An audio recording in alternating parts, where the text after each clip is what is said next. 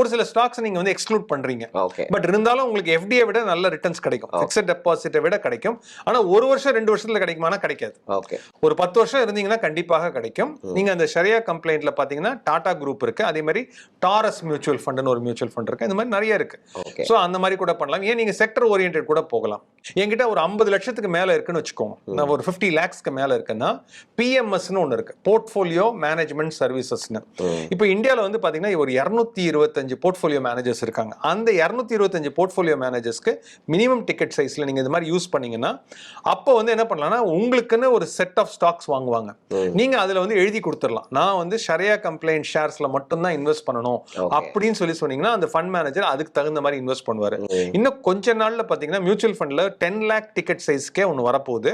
அது போக small case அப்படின்னு சொல்றோம். இப்ப ஸ்மால் கேஸ்னா என்ன அர்த்தம் அப்படின்னா எலக்ட்ரிக் வெஹிக்கிள். இப்போ இந்த ஷரியா கம்ப்ளைண்ட்ல வந்து எலக்ட்ரிக் வெஹிக்கிள் இஸ் ஓகே. ஏன்னா எலக்ட்ரிக் வெஹிக்கிள்ல இப்போ வந்து அதுல 2 lakhsல இன்வெஸ்ட் பண்ணணும்னா இன்வெஸ்ட் பண்ணலாம். என்னை பொறுத்தளவுக்கு ஃப்ரெண்ட்ஸ் கேட்டு இன்வெஸ்ட் பண்றதை காட்டிலும் ஒரு ப்ராப்பர் ரிசர்ச்சோட கரெக்டான ஆளை கேட்டுட்டு இன்வெஸ்ட் பண்றது நல்லதுன்னு சொல்லுவேன் சார். ஸோ இது வந்து அந்த குறிப்பிட்ட சமூகத்தை சேர்ந்தவர்கள் தான் இந்த மாதிரி பண்றதுக்கு முன் வருவாங்க. கண்டிப்பா. ஸோ எல்லாரும் பண்ணணுங்கிற அவசியம் இல்லை இல்லையா? கண்டிப்பா. லாபம் குறைவா தான் கிடைக்கும் நீங்க சொல்லிட்டீங்க. 100% குறைவா கிடைக்கும்னு சொல்லல. ஏன்னா நீங்க FDயை விட கொஞ்சம் அதிகமா கிடைக்கும். FDயை விட கூட கிடைக்கும். மத்தவங்க வந்து மத்த ஸ்டாக்ஸோட ப்ளே பண்றதுனால கூட கிடைக்கிறதுக்கான வாய்ப்புகள் இருக்கு. இவங்க எது பண்றாங்களோ அந்த மாதிரி இருக்கு. Long term is very very important.